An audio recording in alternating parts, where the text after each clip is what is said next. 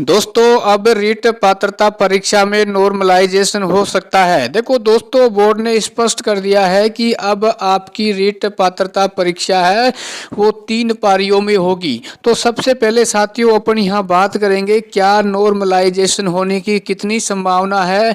तो किस कंडीशन में रीट पात्रता परीक्षा में नॉर्मलाइजेशन होगा।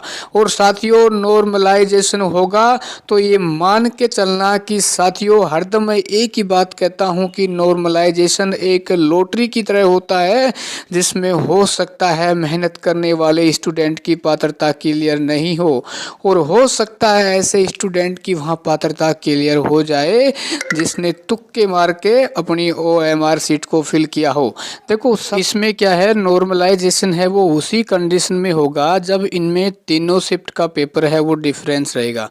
क्योंकि जैसे लेवल 1 की जैसे 2 पारियों में इसका एग्ज़ाम होगा, तो यदि दोनों पारियों का पेपर डिफरेंस आता है तो नॉर्मलाइजेशन होगा। यदि मान लो पेपर लगभग समान आएगा तो नॉर्मलाइजेशन नहीं होगा। और इसी प्रकार लेवल 2 की जो एक से अधिक पारियों में पेपर होने वाला है तो इनका भी पेपर का लेवल यदि डिफरेंस रहा तो साथियों इसमें कोई भी संदेह नहीं है कि इसमें नॉर्मलाइजेशन नहीं होगा। ठीक है ना। तो वैसे ये है, पेपर का लेवल है वो डिफरेंस नहीं होना चाहिए। जैसे ही डिफरेंस हो जाएगा तो साथियों मान के ये चलना कि रीट पात्रता परीक्षा में भी नॉर्मलाइजेशन होगा। और नॉर्मलाइजेशन होगा तो साथियों नंबर बढ़ भी सकते हैं, नंबर कम भी हो सकते हैं। हो सकता है आपके 5 या 6 नंबर बढ़ भी जाएं, हो सकता है 5 या 6 नंबर कम भी हो जाएं।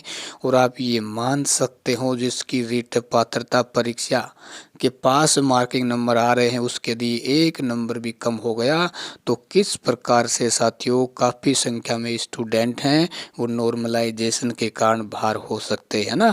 तो वैसे ये है कि साथियों थोड़ी जम के तैयारी करना, आपको पास मार्किंग से कम 7-8 नंबर एक्स्ट्रा ऊपर आपको प्राप्त करने ही हैं। यदि मान लो आपका ऐसा आसान वाली शिफ्ट में पेपर होता भी है तो यदि नॉर्मलाइजेशन होगा तो आप पे ज़्यादा इफेक्ट ना पड़े। यदि आपके नंबर कम भी हो जाएं तो फिर भी आप पास मार्किंग नंबर तो हासिल कर ही लेंगे।